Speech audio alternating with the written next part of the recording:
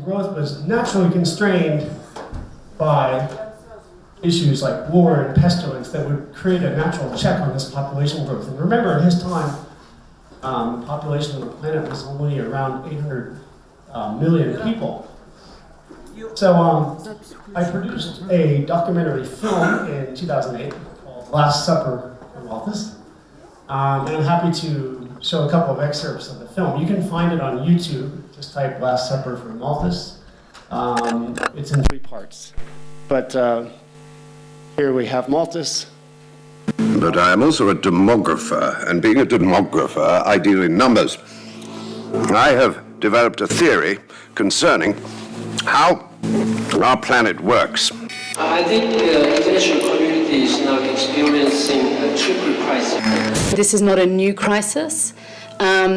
It has worsened, so today we almost have 1 billion people who are going hungry to bed each night. There you have it. Remember in 2008, we had a huge spike up in staple food prices, and that was caused by a drought. And I think that was a stark reminder of how sensitive this sector is, because eventually that did lead to the Arab Spring, which essentially unseated an entire region of dictators. And that was just based on one poor merchant who couldn't feed his family, and he set himself on fire as a statement. But during that time, there was also another very prominent person named Ricardo, and he talked about hope, and we're going to talk about that. But just a couple of points about the food revolution, the green revolution that's often referred to. This is the period between 1920 and 1930, and today, particularly in the 50s and 60s, where we saw a massive investment in agriculture, driven by improvements and in chemical fertilization, also in machinery, in the livestock business, obviously growing as people had more disposable income, had a richer diet. And as an example, the harvest yields during that period, went up dramatically. I mean, we were producing at the beginning of the century a ton or maybe a ton and a half of wheat on a hectare, and today in this region in Europe, we're as high as 8 or 10 tons a hectare. Of course, that's very intensive, but in Argentina, in Brazil, in places, you can get several tons of grains per hectare and double crop. So, this is what drove this high mechanization, this industrialization of the agricultural sector is really what allowed us to grow our population from Malthus's time when it was 800 million up to practically 7 billion today. And just to put you in the spirit of the time, another short clip from my film. Great new harvesting systems and distribution methods had to be developed to bring these crops from faraway farms fresh to our tables. And so a rolling factory gathers together the goodness of nature and does it economically. Through imagination and hard-won knowledge, through science and technology, agriculture works newer and newer miracles. This is perhaps where Malthus had it wrong. He didn't really anticipate that there was this all this technology coming into the space and driving all that output gain that we just talked about. And here you have it. On historical terms, this is just completely unprecedented. And I think it's important once in a while to take a step back and look at where we are on a long historical basis. I mean, this explosion, in population growth, as I mentioned, up till close to 7 billion, and we're heading to 10 billion, which means we have to produce an enormous additional amount of food. And it's not linear because of the livestock industry. The livestock industry puts an additional, tremendous additional pressure on the industry, because to feed one cow, you need 8 to 10 units of underlying grain. And indeed, most of the arable land on the planet, which is in agriculture, is for grazing and fodder crops. And so our industry, we now have an industry through all that history that's extremely concentrated among a number of large players. Those large players have become very powerful And particularly, I think they've exerted a tremendous influence on our food system in terms of what we eat, what's regulated, and there I'm referring to sectors like sugar, like beef, like corn. High fructose corn syrup is something that's a little bit unknown in Europe. In the United States, it's a major sweetener, and it's not without all these health issues, which we'll talk about in a minute. The other remark I would say is that because of this structure, consumers are not really in touch with growers. And fortunately, that is changing with the advent of digital platforms, which are now coming into the market. So digitalization is driving a lot of disruption at various stages of this industry chain. And we'll look at a couple of those in a minute. And so Big Food has clearly come up with a lot of stylish labels and a lot of cool foods. I remember when I was growing up, this TV dinner was sort of very, very novel. I was always looking forward to eating one of those things. And, but unfortunately, we have an explosion of chronic diseases, which are linked not only to lack of movement, but are linked to our diet. And it's become more and more recognized, thanks to a lot of experts, such as Mark Hyman in the United States and others, nutritionists, bloggers, experts, that are drawing that link. And this is a multi-trillion-dollar global problem of this chronic diseases that are linked to health, such as diabetes, such as fatty liver, such as cardiovascular diseases, cancer, and others. And this is the big question now. And I think consumers are waking up to that issue, and that's for sure. I wouldn't say pharmaceutical companies are necessarily working on the solution to the root of the problem. One last video I promised from my film. This one's kind of amusing. Sales, they've got to go up. Expenses, they've down. And I mean right now. And don't forget it. There you have it. That's the thinking. In Davos, not just this year, but in previous years, we're broadening our thinking about what kind of goals companies should have. Clearly, it's been profit-driven, and that's part of the reason that we're in the situation we're in today. However, and because of all that, I think today the food revolution has a particular importance because it is also a reaction to this dirty legacy of the past. Not to demonize that legacy because it had its purpose. It allows us to increase our population, as I pointed out, but the expense of health and other issues. Also the expense of our environment, of course. But today the consumer is concerned about the health issue. He has access to this information. He can go to his mobile phone and through any number of applications, I can go shopping and I can scan my product and I can immediately have a report card. One application I really like is called Yuka, and that one works really well.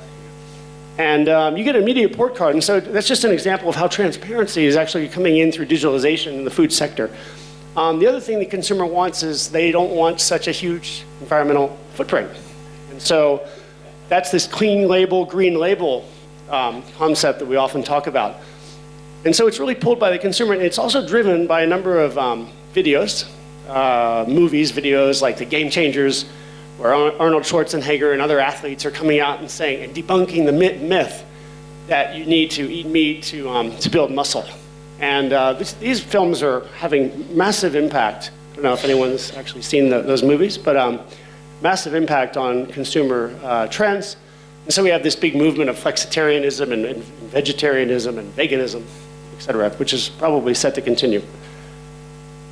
And so, very shortly, this is kind of our investment sweet spot. I just want to highlight a couple of these sectors because I think they're quite telling of the dynamic that we're in. I'm going to talk, just show a slide on plant-based food, on aquaculture as a protein, as a meat protein alternative, a sustainable one in our view, and sustainable packaging. Starting with plant-based, we have this big movement today in plant-based food. We had Beyond Meat hit the market recently, had a massive performance. I think it was the best performing stock on the market. But if you take a step back and try to, if you look at the trend, actually in the last 10 years, this in the dairy space, for example, the alternative milks, almond, soy milk, it's grown from practically nothing to like 12 to 15% of the market, depending on where you are today. So we can imagine that if the plant-based meat sector, which is like 1% of the market today, grows to 10% in the next 10 years, that's like $140 billion of value. So this is a, this is a really important move, and the industry is activating, and they're starting to make lots of acquisitions. Tyson Foods actually invested in Beyond Meat. They're one of the biggest meat incumbents. And time is short, but I won't talk about in vitro meat, but this is also a technological driven sector that we're going to see come to its come up and develop. And basically the thing about the in vitro meat is the technology now, the precision fermentation actually is allowing us in the next 5 to 10 years to produce protein which is much more healthy, has no environmental impact than the animal farm protein, and at a cheaper cost. And it seems like wacky science, but this is starting to happen. It's a question of time. We don't know, industry incumbents are gonna obviously react. They're not gonna stand still on that. But that's something to watch, and that could significantly disrupt and intermediate the animal farming industry in the next 10 to 20 years. Fish farming has a dirty legacy because of the antibiotics, because of the overcrowded of the fjords and things like that. I just want to make 2 points about fish farming. It has become much more mature. It's the only scalable, salmon is, in our view, the most scalable of the fish farming sectors. And actually, fish protein is high in omega-3. It's got a much lower environmental impact if you look at the water usage as compared to beef. It actually now, especially as they're using vaccinations for the fish, it's become incredibly environmentally friendly. And that's why the salmon farmers have been doing extremely well, growing at high single rate growth. So the third subject is the plastics, is the packaging. I said plastics, but plastics is packaging, and packaging is really plastics. We're producing 300 million tons of plastics every year, and this is a big problem because we're not able to capture that. The systems we have in place only capture and recycle something like 15 to 20% of all plastics produced, and about 20% or so end up in the environment, and a lot of that ends up in the ocean. Breaks down into microplastics. There's chemicals associated with those plastics, and this goes back to the discussion about the health issue, because there's all kinds of endocrinial problems now that are also linked to this type of consumption of chemicals. And so there are solutions, fortunately, that I, as an investor, in driving our investments in that direction, I believe that we have solutions.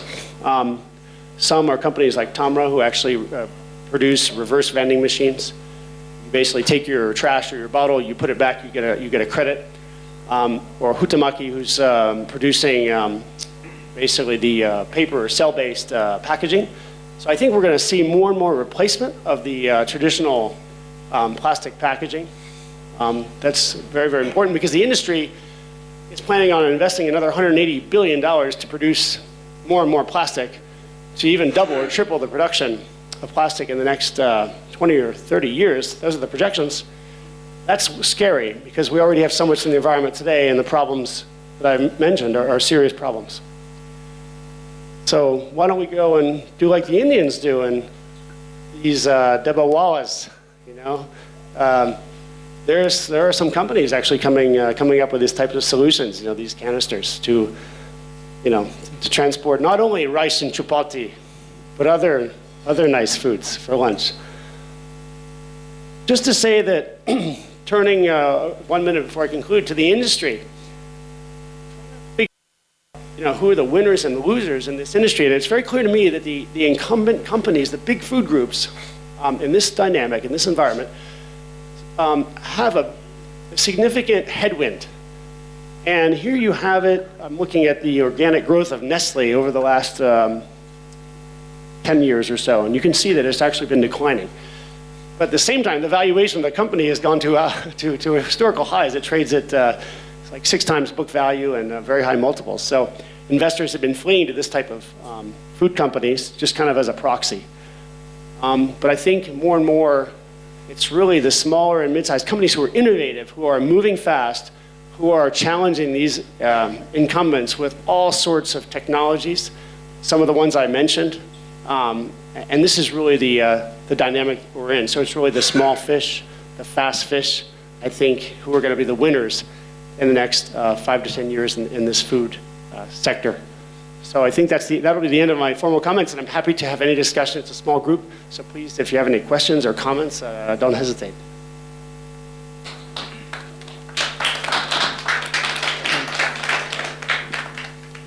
And I would also point out, I started my professional career, in the Russian equity markets in 1990s, and later on, about 8 or 10 years later, I got very attracted to the opportunity in agriculture in Russia, because we talked about harvest yields. Russia and Ukraine, despite this incredible endowment of land, rich chornozem, land, also Kazakhstan has incredible farmland opportunities. They're producing at very low rates because of lack of investment. And so there is that restructuring opportunity in that region. I'd like to mention that because of where we're standing here today.